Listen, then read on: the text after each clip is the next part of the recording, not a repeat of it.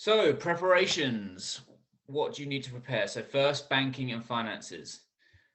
This is a really boring topic, or at least sounds boring to most people, but it's really, really important. If you haven't traveled before, maybe you're just assuming that you can use your credit card or bank card from home, and yeah, you're just going to go about your business as if you would back at home. Well, that's not the case, especially if you're from the US, but yeah, also from other parts of the world, Europe, and yeah, everywhere else as well. Most normal banks are really a nightmare when their customers travel abroad.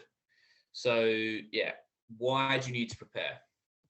First, they block your cards and your accounts. So what happens is a normal bank just assumes that their customers are living in their home country.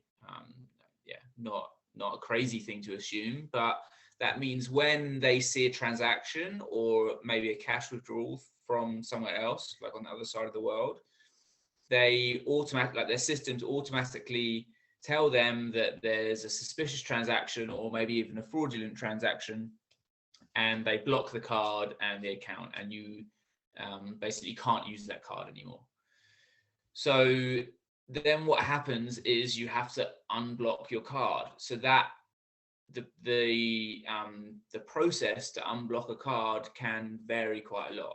In the best case, you will just have to phone your bank up, maybe not even phone them up, maybe just send a message on a banking app if they have such a thing, saying, look, my card's been frozen, probably for fraudulent transactions, it's not fraudulent.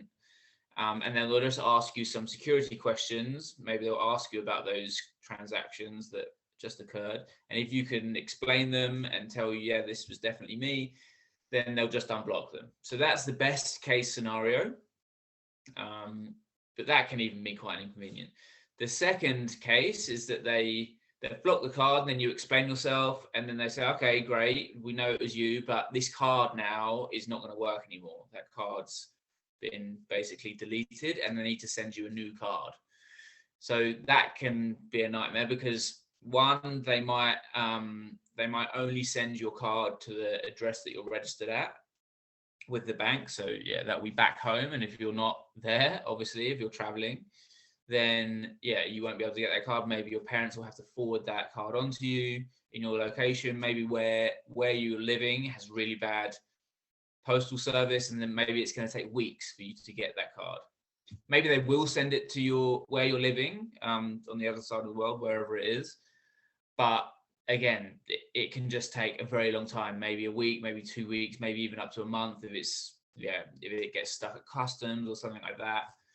So that's a bit of a nightmare.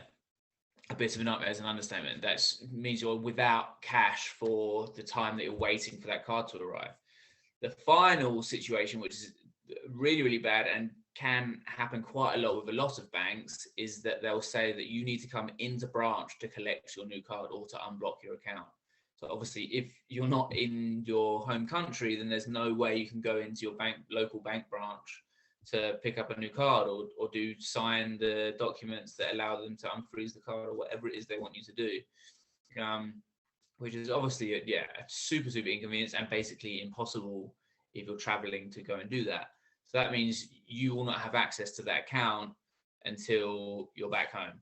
So yeah, that's the first big issue, is that they're very quick to block cards and also very often very slow to unblock them. The next big issue with most normal banks is that they charge very high transaction and withdrawal fees for using your card abroad.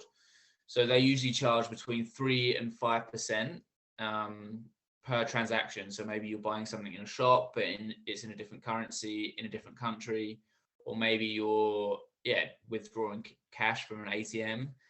They very often, most normal banks, as I'm saying here, very often have a fee associated with those foreign currency transactions.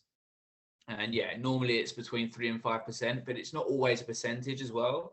Sometimes it's just a flat fee. So maybe it's, for example, 50 cents or $2 or something like that per transaction. So depending on the size of the transaction, you might be paying way more than just 3 to 5%. So yeah, that doesn't sound like a lot per transaction, but it can really start to add up if you're away for months, 1, 2, 3 months. 5% every single time you spend money over that time is going to add up to a lot of money that, yeah, obviously you'd prefer not to be burning that money if you don't have to. Yeah, and then finally, ATMs have fees and withdrawal limits. So you might think that maybe a way around the fees is to just withdraw a lot of cash, and then you're not paying the fees every transaction. Well, above the fees, most banks will charge a fee for you to withdraw cash on their end, but then also the ATM that you use, like the specific ATM in the country that you're living, may also charge a fee. So you might be charged $5 by your bank to withdraw cash, and then you might be charged $5 again by the ATM to withdraw cash. So that's $10 per cash withdrawal. That can happen. Some banks and some ATMs in the world, you do end up paying $10 per transaction to withdraw cash. So maybe a way around it, you think, is to, okay, I'm going to withdraw $1,000 every time I go to the ATM and just use that cash. One, that's not a great idea to have $1,000 cash on you in case you lose it or get robbed or something like that. And two, you can't do that in almost all cases. Most ATMs have an upper limit on the amount of cash you can withdraw. It's usually around $200, maybe in some cases it's $400.